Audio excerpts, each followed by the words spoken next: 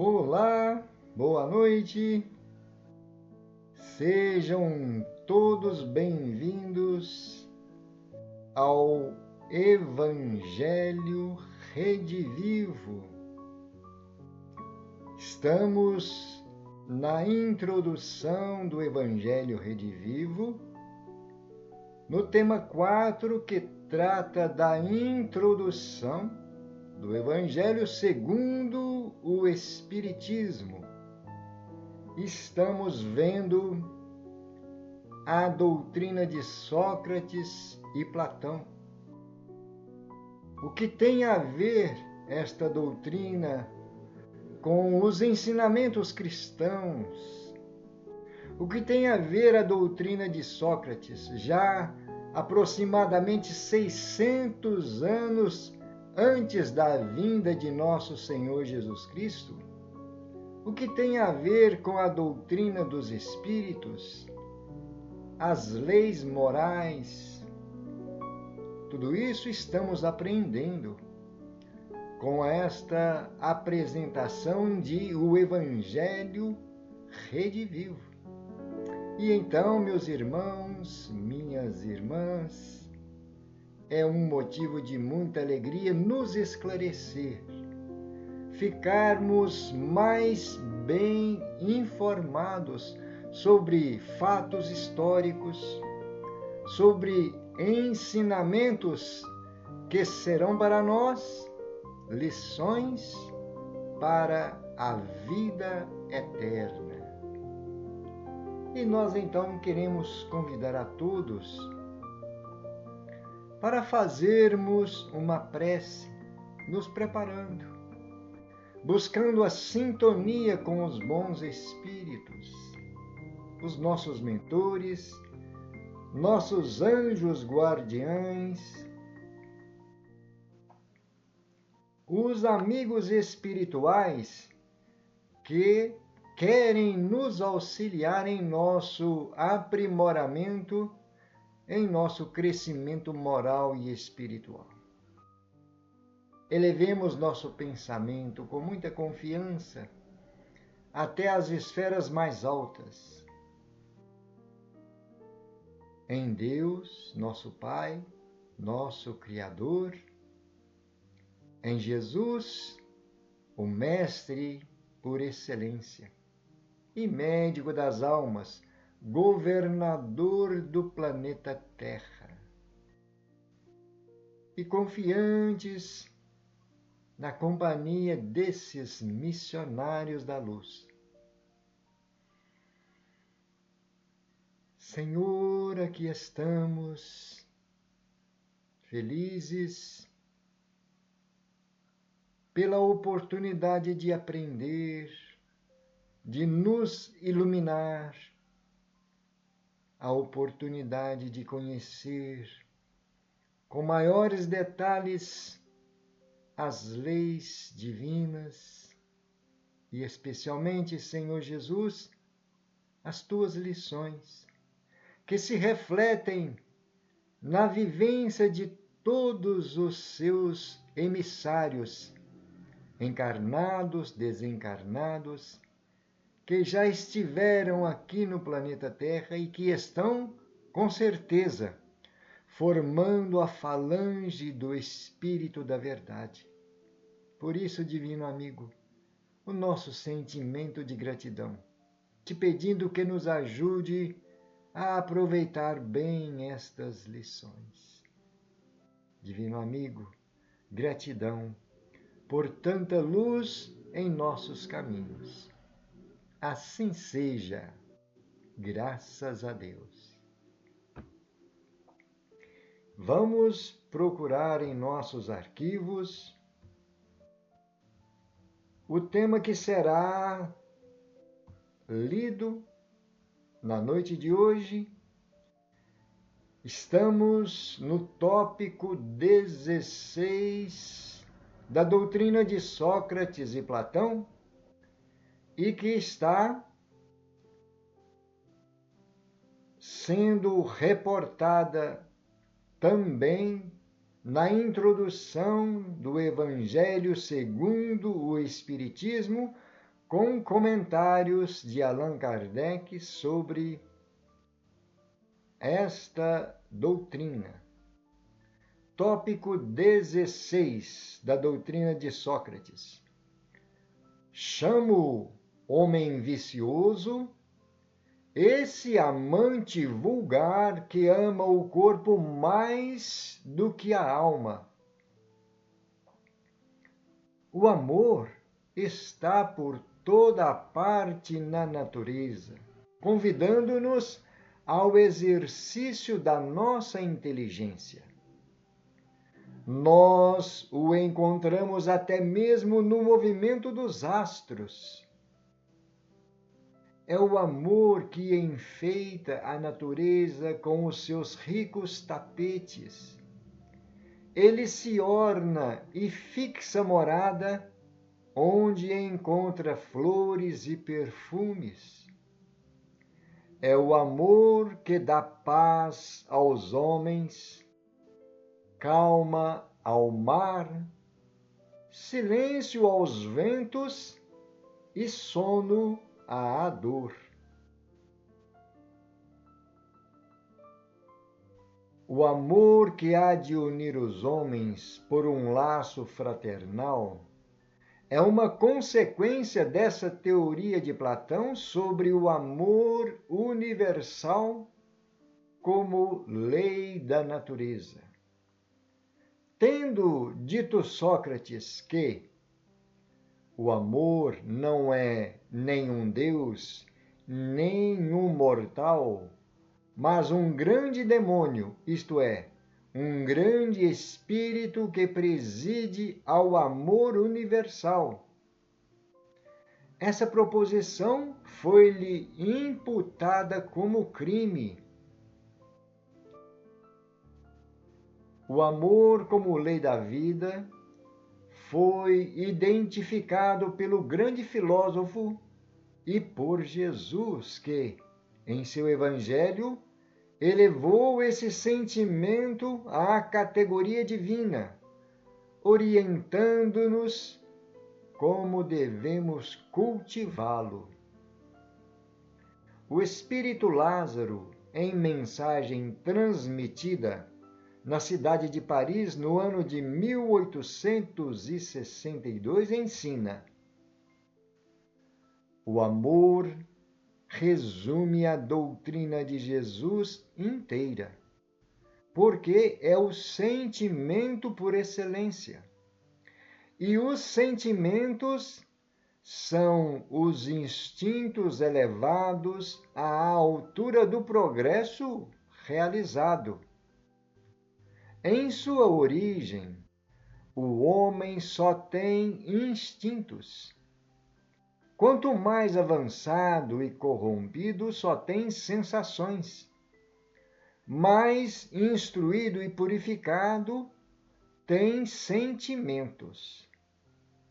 E o ponto delicado do sentimento é o amor. Não o amor no sentido vulgar do termo, mas esse sol interior que condensa e reúne em seu ardente foco todas as aspirações e todas as revelações sobre-humanas. A lei de amor substitui a personalidade pela fusão dos seres. Extingue as misérias sociais. Feliz aquele que, ultrapassando a sua humanidade, ama com amplo amor os seus irmãos em sofrimento. Feliz aquele que ama, porque não conhece a miséria da alma nem a do corpo. Seus pés são ligeiros e vive como que transportado fora de si mesmo. Quando Jesus pronunciou a divina palavra amor, os povos estremeceram e os mártires, ébrios de esperança, desceram ao circo.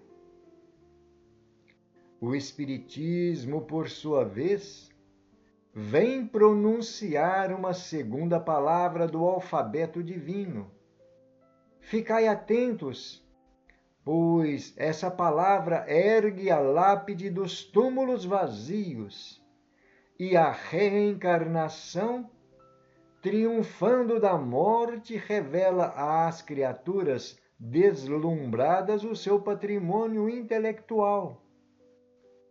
Já não é ao suplício que ela conduz os homens, mas à conquista do seu ser elevado e transfigurado. O sangue resgatou o espírito, e hoje o espírito tem que resgatar o homem da matéria. O espírito precisa ser cultivado como um campo. Toda a riqueza futura depende do labor atual, que, muito mais que os bens terrenos, vos fará conquistar a elevação gloriosa.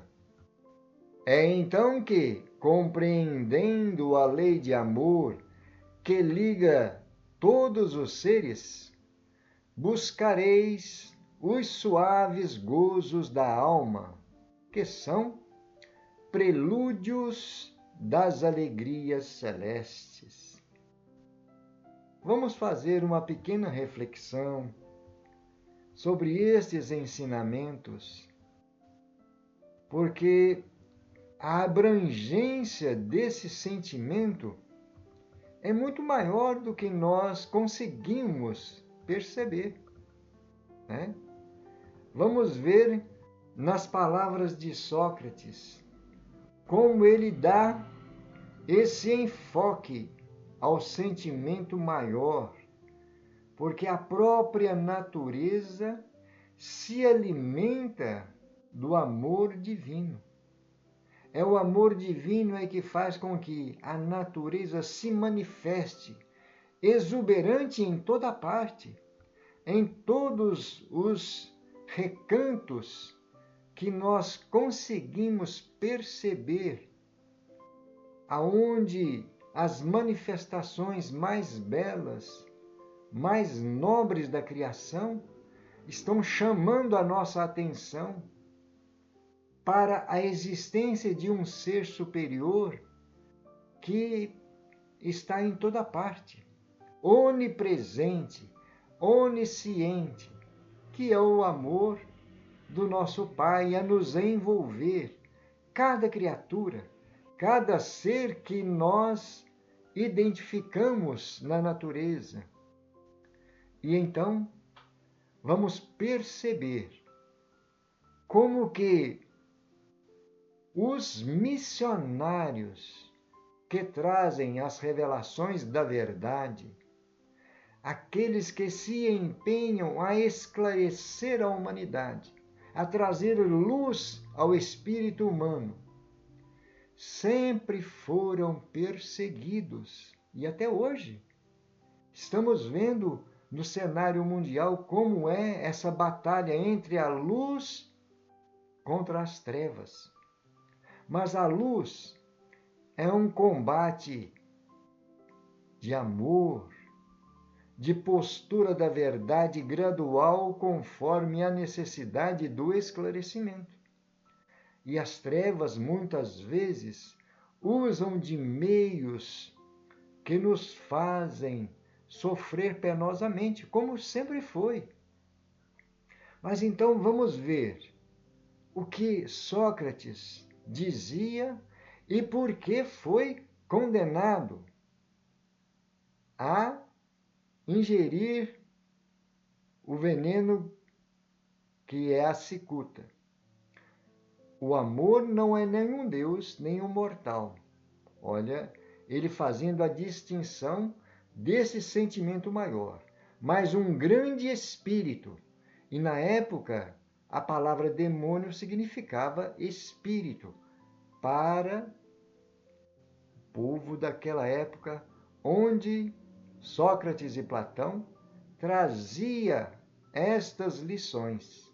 E então é um grande espírito que preside ao amor universal. Quer dizer, não é só no planeta Terra, né?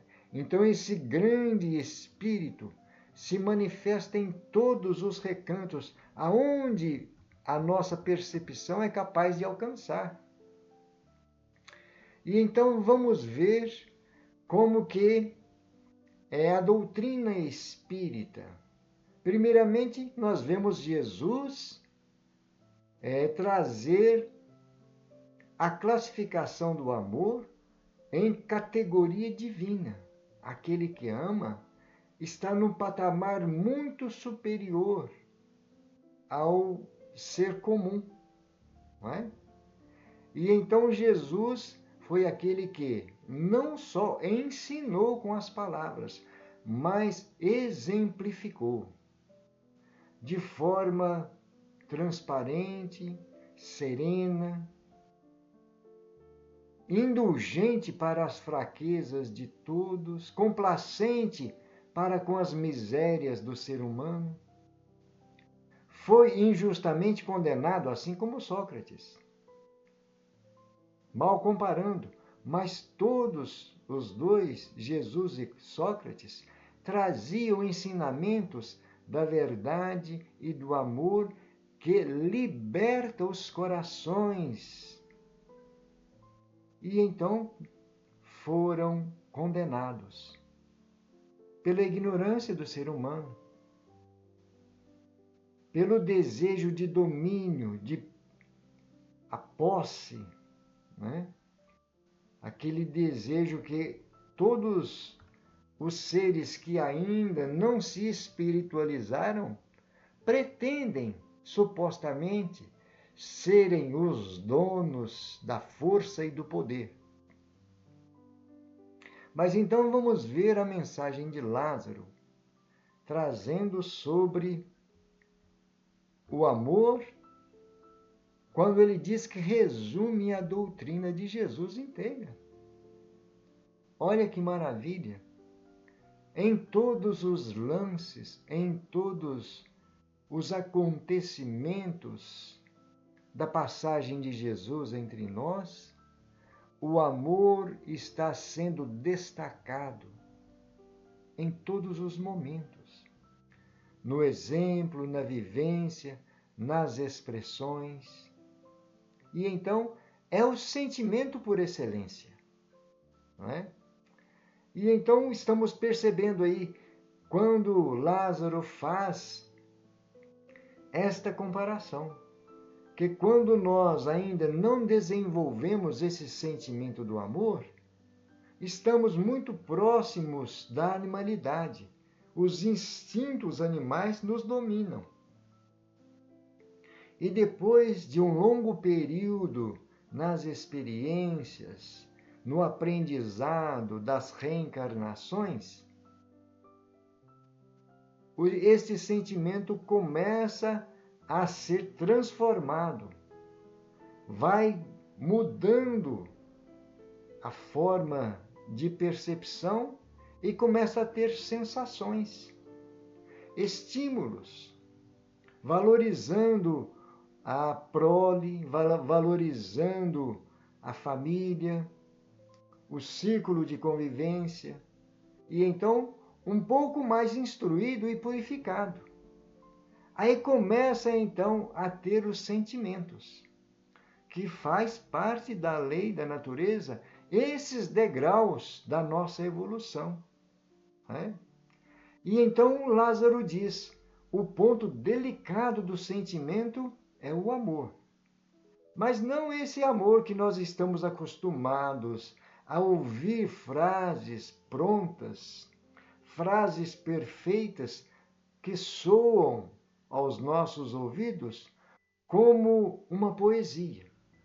Mas muito além disso, este sol interior que aquece nossas almas, que nos incentivam na busca por aspirações que estão acima do comum, sobre-humanas. Não é? Olha que maravilha de esclarecimento. E então ele diz que a lei do amor substitui a personalidade, porque nós passamos a não valorizar essa personalidade que para nós é transitória.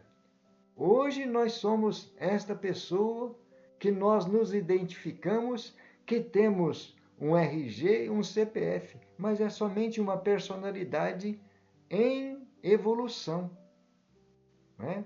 Então a fusão dos seres se dá quando deixamos para trás todas as amarras que nos prendem ao materialismo, às coisas transitórias, e passamos a ser espíritos mais purificados, ou melhor dizendo, passamos a ser seres espiritualizados, já não dando tanta importância às coisas materiais. Olha o que Lázaro diz: feliz é aquele que ama. Não conhece a miséria da alma nem a do corpo. Olha aí que maravilha!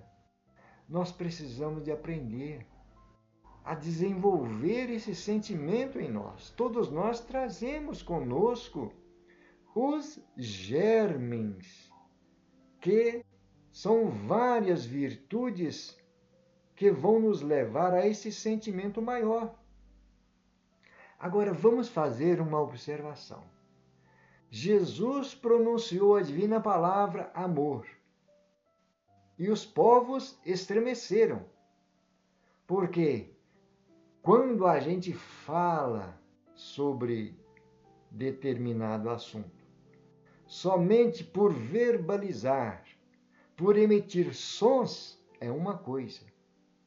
Mas quando Jesus pronunciou a palavra amor, ele já tinha dado o seu testemunho de como vivenciar o amor.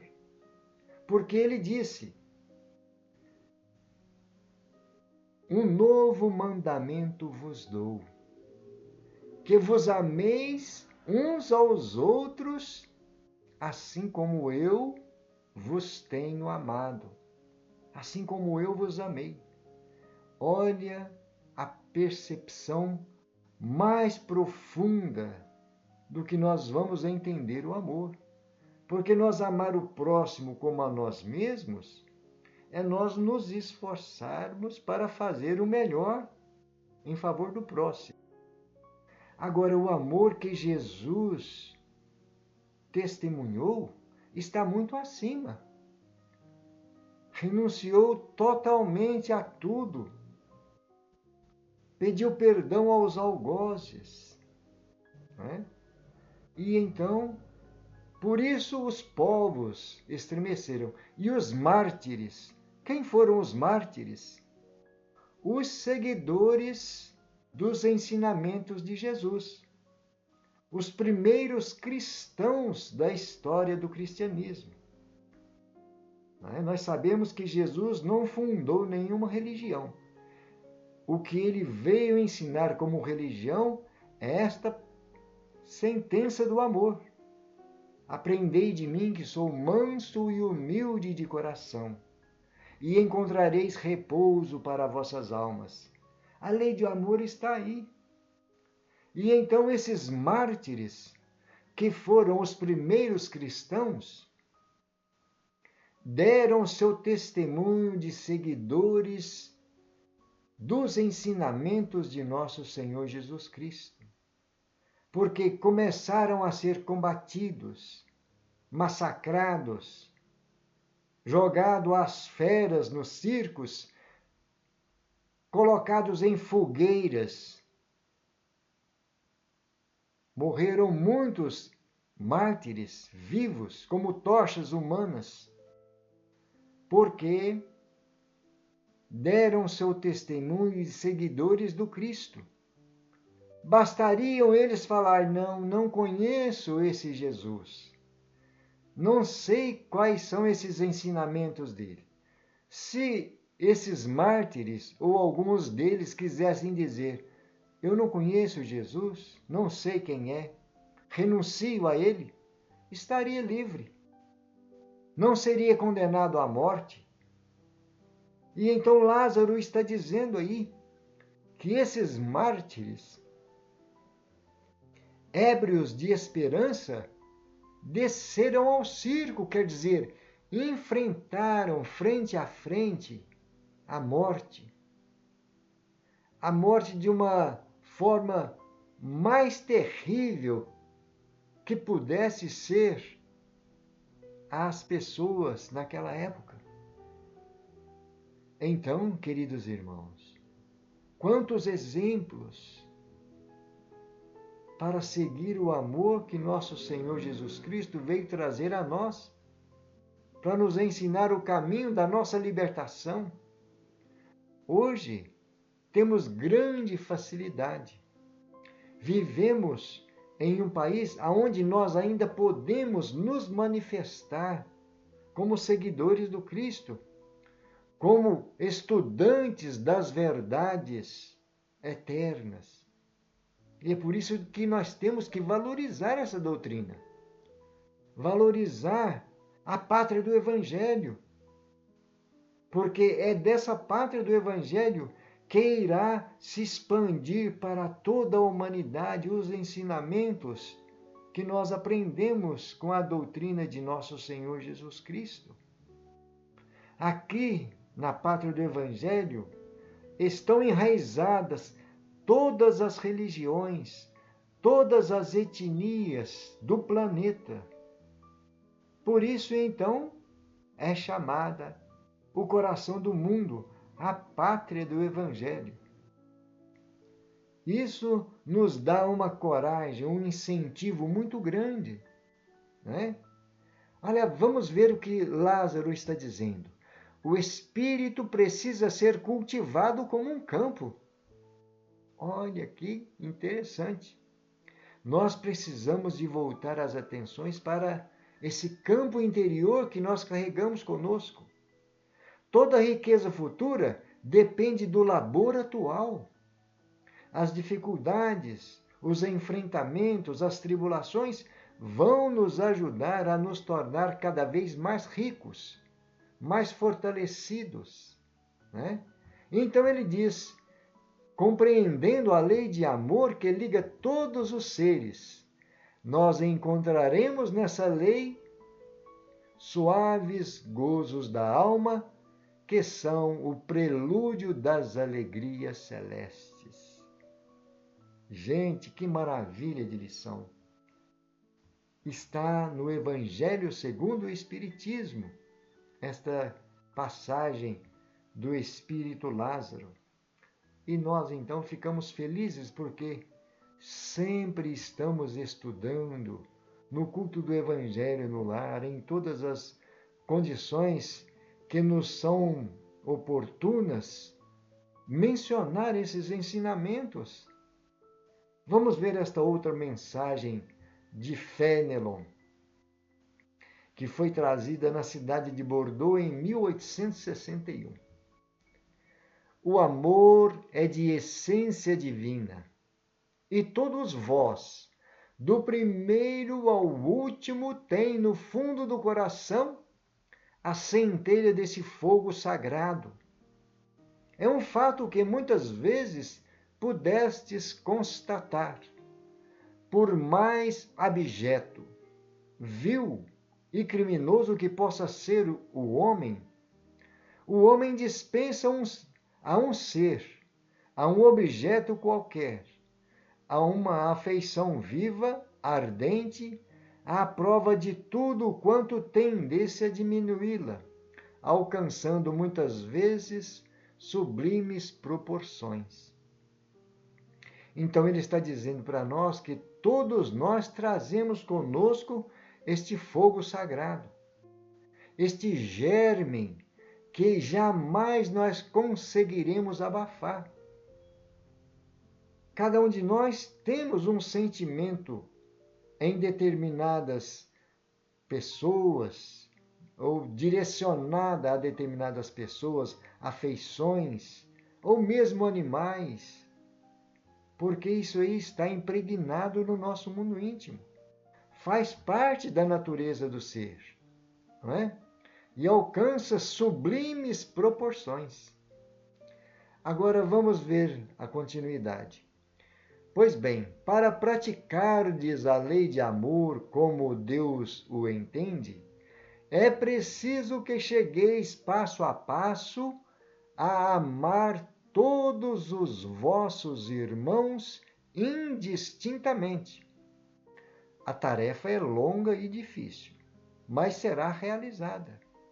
Deus o quer, e a lei de amor constitui o primeiro e o mais importante preceito da vossa nova doutrina.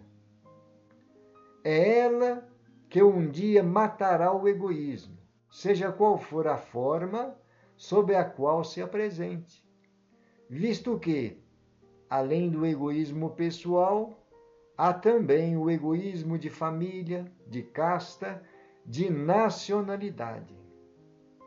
Disse Jesus: amai o vosso próximo como a vós mesmos. E então, ele continua nesta mensagem. Qual é o limite do amor ao próximo? Será a família? Será a civilização? Será a nação? E ele mesmo responde: não, é a humanidade inteira. E nós vamos aprender a desenvolver esse amor para com todos, porque temos a eternidade pela frente. E as leis nos impulsionam a isso, não é? Vamos então continuar. Depois nós vamos refletir sobre como vamos dar prosseguimento nesse aprendizado do desenvolvimento do amor. Os efeitos da lei de amor são o melhoramento moral da raça humana e a felicidade durante a vida terrestre. Os mais rebeldes, os mais viciosos se reformarão quando observarem os benefícios resultantes da prática desta sentença. Não façais aos outros o que não gostaria que os outros vos fizessem. Fazei ao contrário, todo o bem que puderdes fazer-lhes. E ele finaliza: não acrediteis na esterilidade e no endurecimento do coração humano. Ele cederá a despeito de si mesmo ao verdadeiro amor. É um imã que não lhe é possível resistir. Olha que maravilha! Esse amor, então, trabalha no nosso mundo íntimo como esse imã, nos impulsionando à nossa transformação. Não é? Mas vamos voltar às reflexões do amor ao próximo como a nós mesmos. Nós aprendemos nestas lições do Evangelho este amor ao próximo. E nós estamos vendo o Espírito Fenelon fazer uma observação que nós vamos aprender a amar a toda a humanidade. Como é que nós vamos chegar a esse ponto? Nós vamos aproveitar as reflexões do Espírito Lázaro, né? Quando ele diz: ficai atentos, porque a palavra que levanta a lápide dos túmulos vazios e a reencarnação, triunfando da morte. Ele diz que a reencarnação é a segunda palavra do alfabeto divino.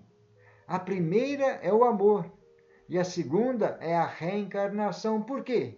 A reencarnação é a grande oportunidade que todos os filhos de Deus têm para ir se aperfeiçoando, para ir se depurando. Triunfando da morte, revela às criaturas deslumbradas o seu patrimônio intelectual. Olha aí, já não é o suplício que conduz os homens, mas a conquista do seu ser, elevado e transfigurado.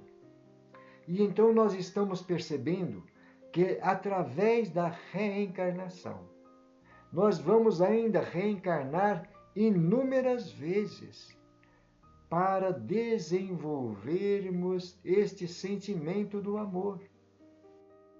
Em várias reencarnações, passamos por provações ou expiações que nos colocam cada vez mais próximos da nossa realidade de espíritos, filhos de um Pai que nos ama. Porque se não fosse a reencarnação, onde nós estaríamos identificando ou entendendo a justiça e o amor do nosso Pai? Somente a reencarnação é capaz de trazer as respostas que nós precisamos. Deus dando novas oportunidades, indefinidamente. Olha aí, e a doutrina espírita vem trazer estes esclarecimentos, que nós estaremos sempre buscando compreender novas lições que está na natureza, está impregnada na nossa personalidade, a busca pelo crescimento, pelo aperfeiçoamento moral. Não é? E então, queridos irmãos, vamos finalizar somente com esta frase de Féneron: não acrediteis na esterilidade e no endurecimento do coração humano. Olha que afirmativa! Porque raramente nós paramos para pensar. As pessoas que são cruéis, os poderosos que costumam massacrar seu semelhante como se fossem animais. E então ele diz: não acrediteis nesta esterilidade, nesse endurecimento.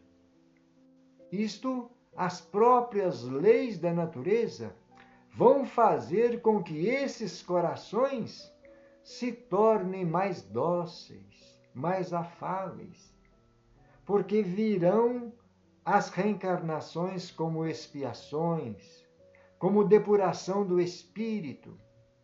E então, este ser humano começa a voltar o seu pensamento para dentro de si mesmo e procura vasculhar qual é o sentido da vida.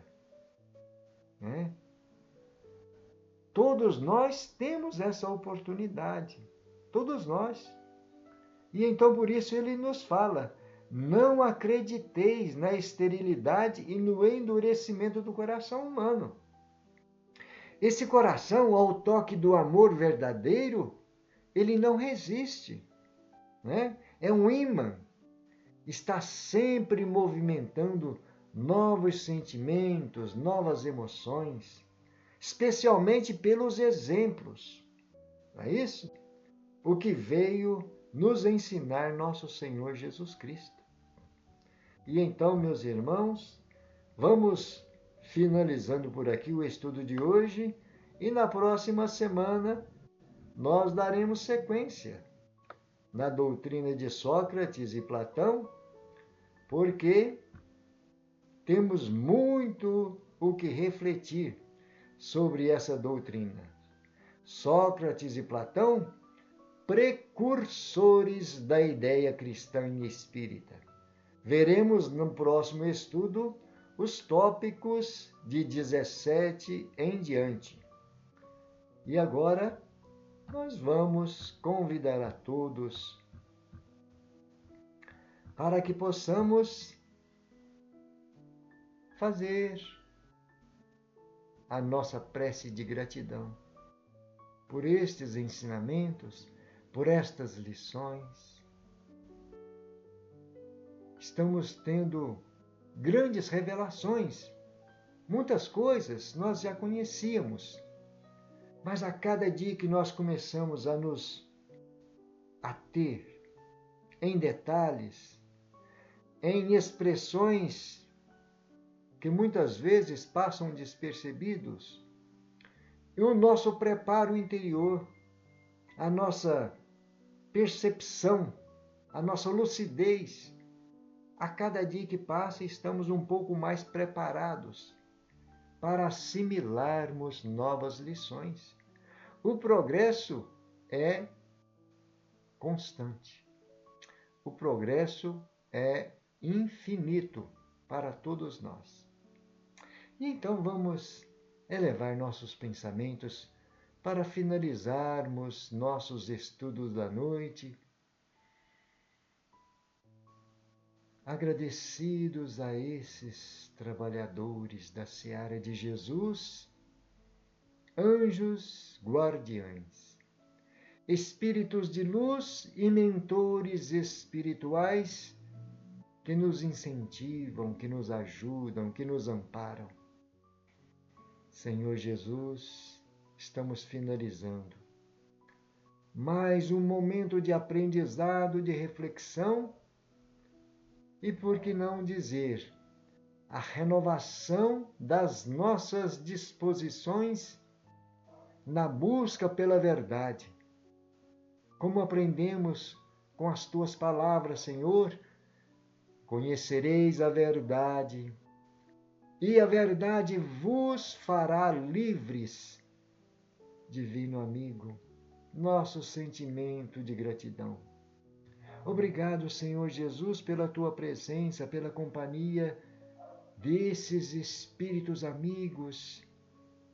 Obrigado, Senhor, por essa riqueza de informações, por esses trabalhadores do plano físico, as equipes que se dedicam a trazer tantos esclarecimentos, a organizar os estudos tão necessários ao nosso aprimoramento.